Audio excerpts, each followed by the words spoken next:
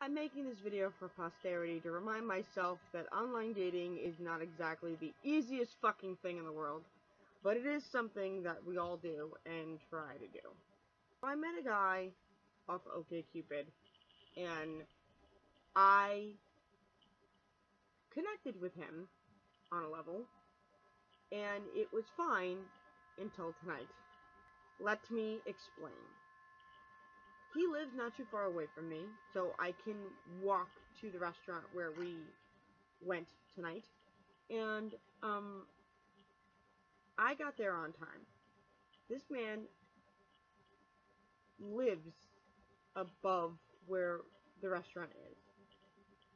Punctuality on a first date should be something you are aware of. And then the night progressed.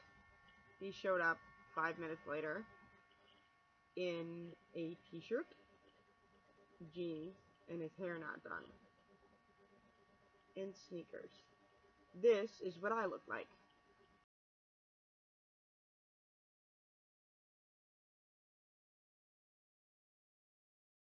Yeah, I don't know how do you go from that to that, but fuck all. So we sit down, we get a table because I am not sitting at a bar on my deaf side going this and this and this like a fucking tennis match. It's not happening. We start talking a little bit more because you can't really get to know a person through text message. I mean, there's only so much you can really say through text message. You really don't know a person.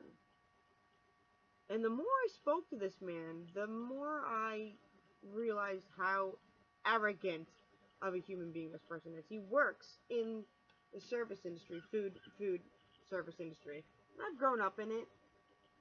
And I've said this to him, and yet he proceeds to talk to me like I have no idea what a pool is for tipping, or what a close to open is, or, a mid-shift, or any of these things that, or any of these things that I've grown up learning from my parents and my brother and my sister because we all worked in the field. Do not treat me like I'm stupid. I couldn't fucking believe it. I could not believe the arrogance of this man. Not only that, he is on his phone the whole time. Not one, but two different types of phones. A Samsung and an iPhone. What? How are you not at all going to focus on a phone instead of what's in front of you? I don't understand it.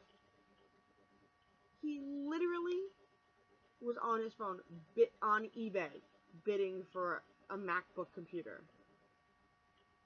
Let me tell you all the ways of how I was annoyed.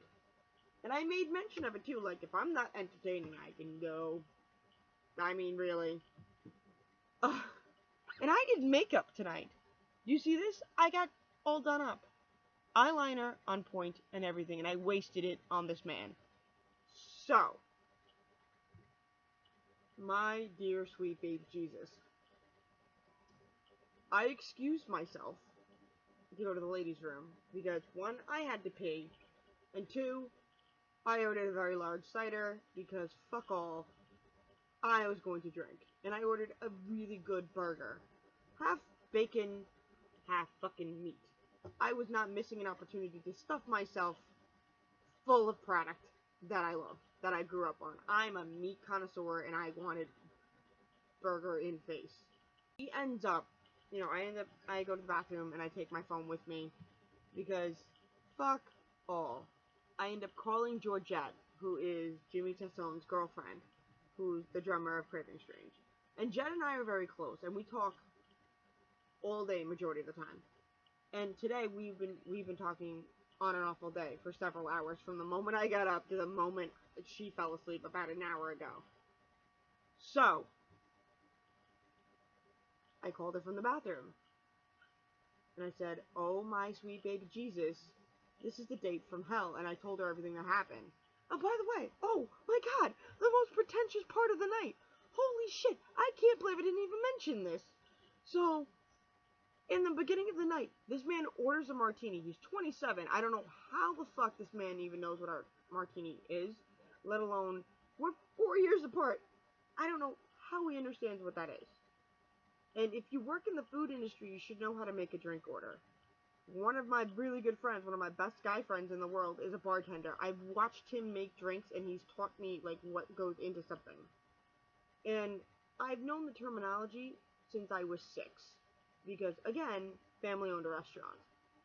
So, this man goes to order a drink, and orders a martini, and says that he wants a regular martini, no olive, no nothing, just a plain martini.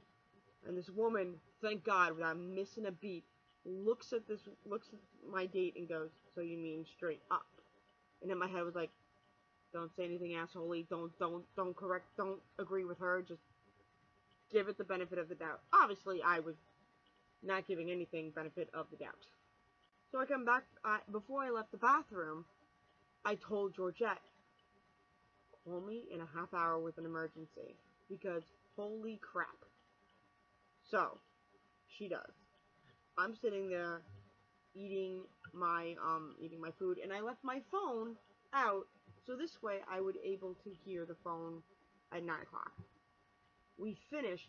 He starts asking me for dessert, and I'm like, I need to rest. My stomach's not really feeling it, because I fucking piled that thing in my mouth, down the beer I had, and then had asked for another one, because I'm making this man pay for my drinks.